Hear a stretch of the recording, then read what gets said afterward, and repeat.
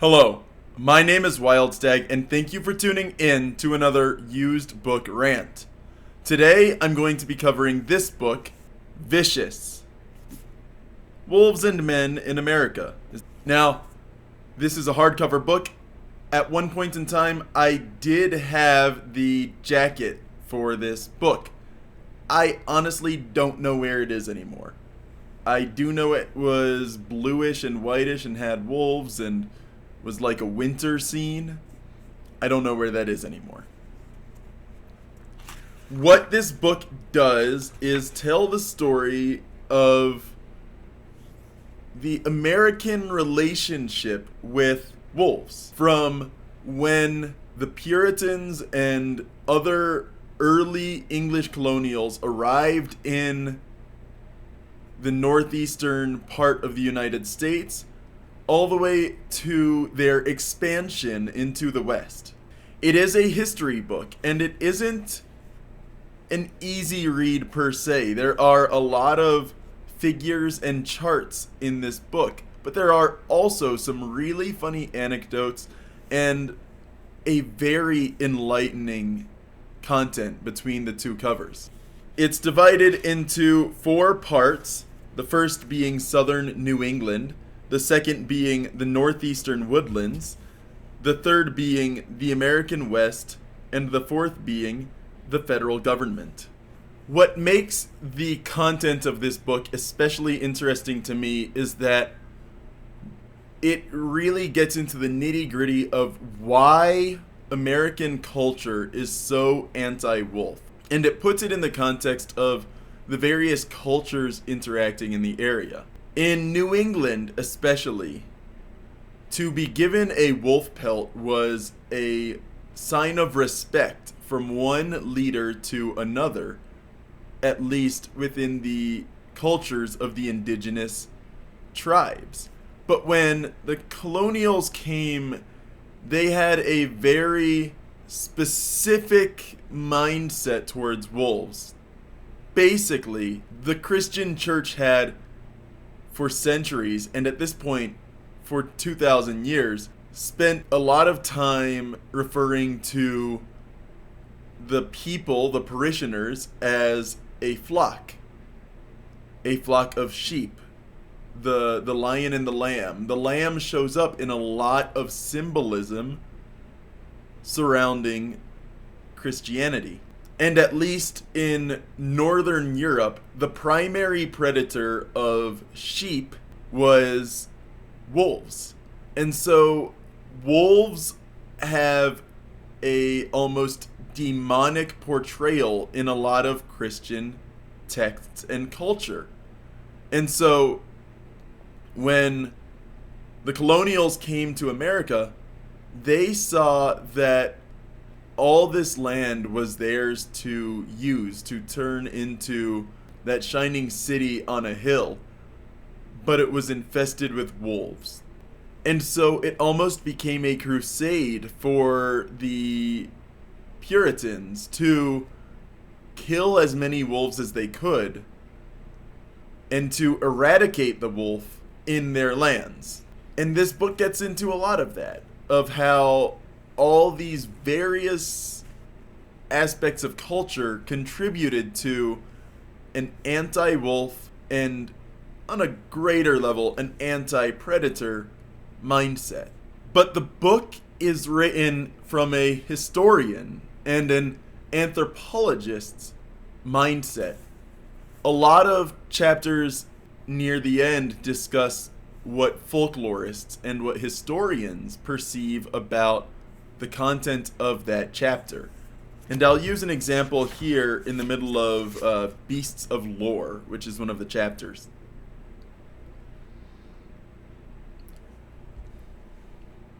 Infectious as ad jingles or pop songs, folklore was designed by humans to be repeated without the assistance of written texts.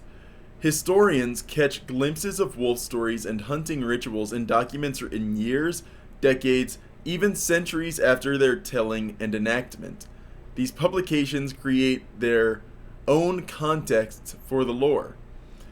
The particular the particularities of time and place, the storyteller's social strata and gender, for instance, or the listener's economic condition and political station, are often missing.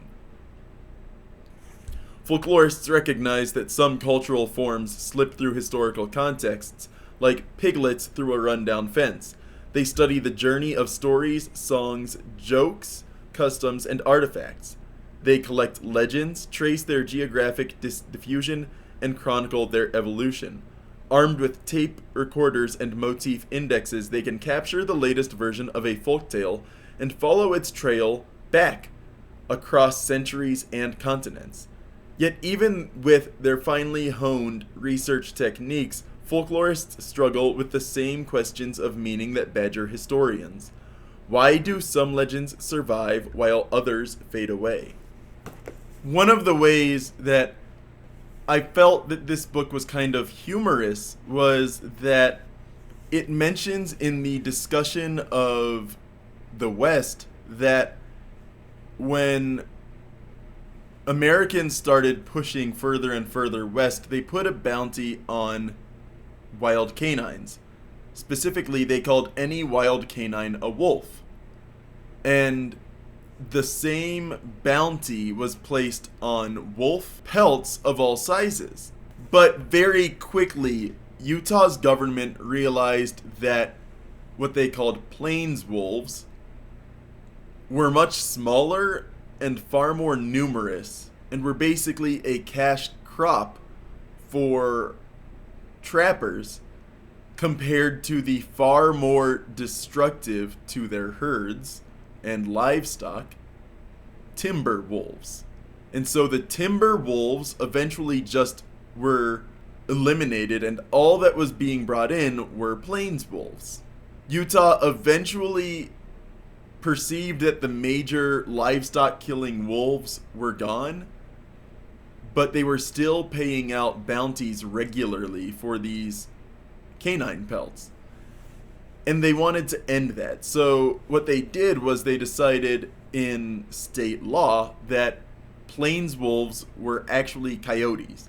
And because they weren't plains wolves anymore, they didn't need to provide a bounty for that kind of pelt. And so just changing the name of what the creature they were killing was meant that they didn't have to pay the bounty. At this point, wolves had been eliminated, coyotes still existed. You know, it was open season, go ahead and kill them whenever you wanted. But there wasn't a bounty on them anymore.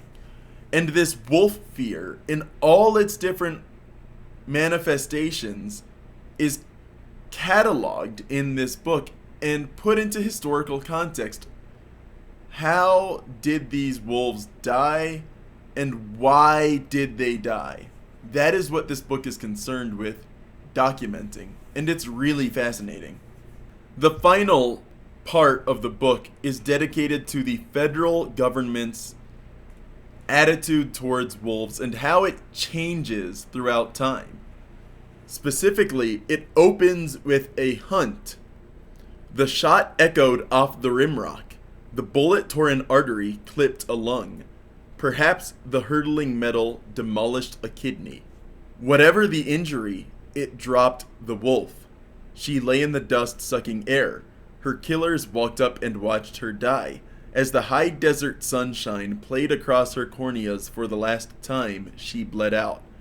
Many years later, this scene, filtered through memory and infused with symbolism, would help save wolves from oblivion. That bullet whistling through the New Mexican air brought death and insight.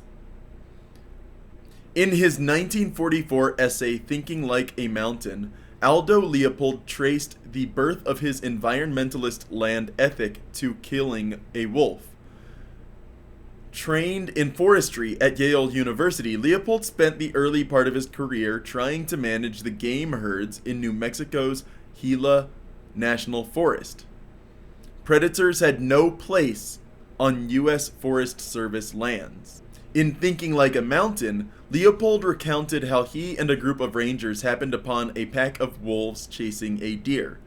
The men fired on the pack from a distance. They hit the leader, a female, and Leopold reached the old wolf in time to watch a fierce green light dying in her eyes. The sight changed him. Young and full of trigger itch, he had assumed that because fewer wolves meant more deer, no wolves would mean a hunter's paradise. But after seeing the green fire die, he sensed that neither the wolf nor the mountain agreed with such a view. Killing predators endangered Eden rather than creating them. Wolves protected the mountain's foliage by stomaching the overabundant leaf nibblers. And from that foundation of one man's very strong push to change the way the federal government worked, came a cascade of conservationist movements to save wolves, to reintroduce them to lands, to protect wilderness areas from hunters, to bring wolves back to places that they had been eradicated, and to end the bounty system for wolves. A lot has happened for wolves in the last 80 years, and it will keep on progressing quickly. Colorado is reintroducing wolves, and that reintroduction is met with the same hostilities that wolves have faced all throughout American history. And yet now we have a significant enough movement, both in rural communities and in urban communities, to bring them back. In a lot of rural communities, ranchers still reign, but a lot of ranchers also have this ideal of a wild and untamed land. A wild and untamed West needs its predators, wolves, pumas, and bears. And a lot of hunters I've spoken with, those that go out into western New Mexico and hear the few wolves that are there, are changed by it. And I think a lot of ranchers kind of express the same opinions. They have the same hate towards any predator that kills their livestock, but they have a hope and a sense of almost pride when they hear that wolf howling in the distance. And that spirit is driving a lot of American wolf interactions. And this book kind of documents some of that, and it documents a lot of the history. And if you want to understand the wolf's place in American history and why it has that place, this is the book for you. It's not the book for everyone. A lot of these books I've read and discussed on this channel can be very narratively written. This is more written for education, in a sense like National Parks and the Women's Voice. It's not engaging writing per se, unless you are specifically interested in this content. I paid $14 for this book, and I really appreciated it. I think it was a really good book, but I know this kind of book isn't for everyone. Regardless, I think you should give it a try. My name is Wildstag, and thank you for tuning in to another used book rant.